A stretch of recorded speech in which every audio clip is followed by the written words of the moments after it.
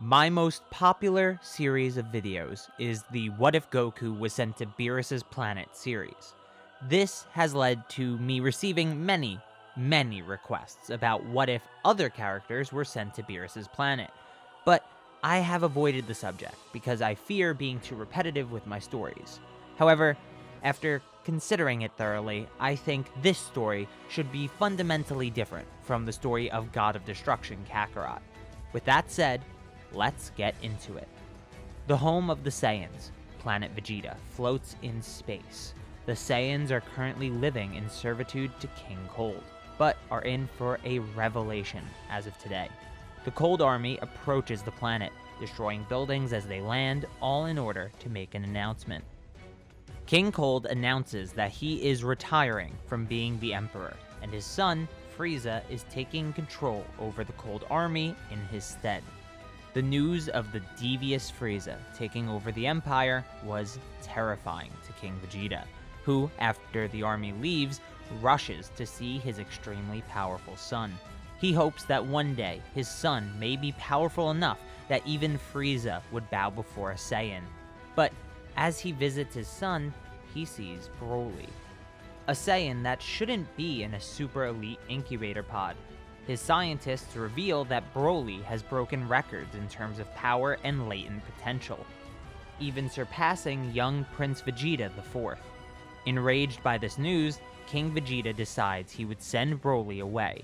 Even if he truly did have incredible potential, this journey isn't one he'd likely survive. King Vegeta's men set up a ship and BROLY is put in it, sending him away to none other than Beerus Planet. Unlike the common Saiyan, King Vegeta was fully aware of Beerus and his planet.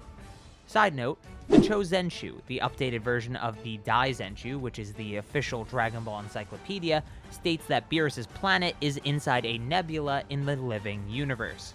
So please, no comments about how it's in some other dimension or anything, because it isn't. It's in the living universe, it's just hidden in a nebula. Back to the story though, Paragus is outraged by what happens to BROLY and seeks an audience with King Vegeta. However, this King Vegeta is not in the mood to play any games, and executes Paragus after he shows a sign of aggression towards the king. Paragus is no more, and BROLY is headed to Beerus' world. On Beerus' planet, the God of Destruction is enjoying a normal day. He's thinking about when he might go back to sleep, but maybe he should wait a few years before he does that. Laying under a tree, Beerus is enjoying a snack, but his day is ruined by a loud crash on his planet. He's infuriated and calls WHIS to go with him and investigate the crash. What Beerus finds is a very familiar sight. A Saiyan pod that's usually sent out for conquering worlds. Were the Saiyans so brazen to think that they could conquer the world of the God of Destruction? What warrior would be foolish enough to accept such a mission? Beerus charges up a Hakai in his hand and points it at the Saiyan ship. "Come out, you filthy Saiyan upstart, unless you want me to destroy the whole ship with you." As Beerus finishes speaking, the pod begins to decompress and open. A smile forms on Beerus' face, slightly excited to see if this warrior is something truly worthy of his time. As the gas disperses from the pod, out emerges the Saiyan warrior, and he is a child. Beerus retracts his Hakai in sheer confusion. "WHIS?" Beerus' rage has been overcome by sheer shock. "Is there a child on my planet right now?"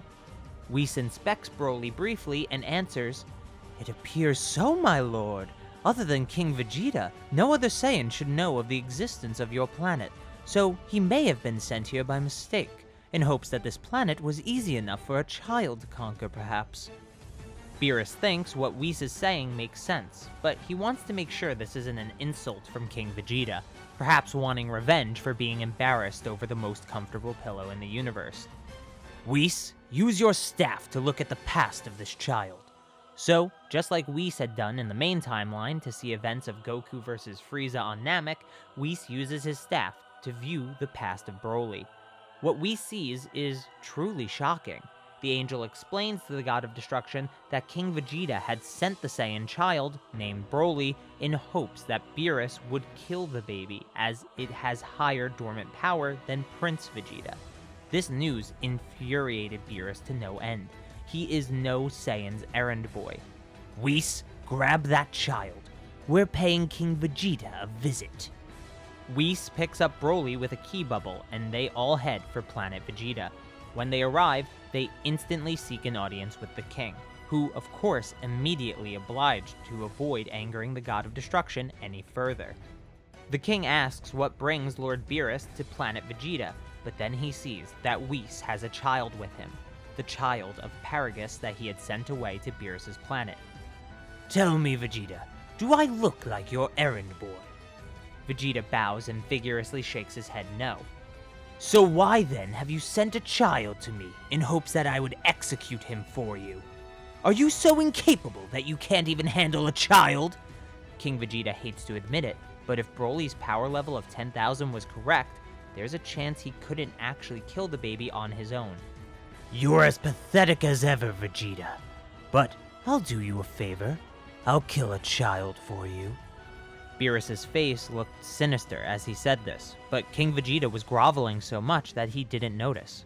King Vegeta repeated his many thanks to the God of Destruction, and a blast goes off.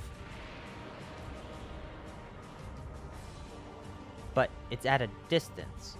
King Vegeta raises his head to find that BROLY is still in Whis' bubble, and he quickly realizes what the god had done. "There! I got rid of the child that caused all of our problems." Prince Vegeta, the successor to the throne, was killed by Beerus before he could even leave his incubator pod. Before words could ever escape his lips, he was dead. King Vegeta's face snarled as he stood up quickly, charging a blast and hitting Beerus with it at point-blank range. "Attacking the God of Destruction is a mistake that will cost you your life." Beerus raises his hand and Hakkai's King Vegeta, destroying the Saiyan royal bloodline in an instant. Beerus asks where Broly's father is currently so that they may return the boy to him. Broly is the unfortunate victim of a conflict that didn't involve him, so Beerus would spare his life, for now. Whis informs Beerus that the boy's father is dead, killed by King Vegeta while men that were once his friends watched. Terrible. The Saiyans never change, do they? At least my destruction has reason, not petty jealousy.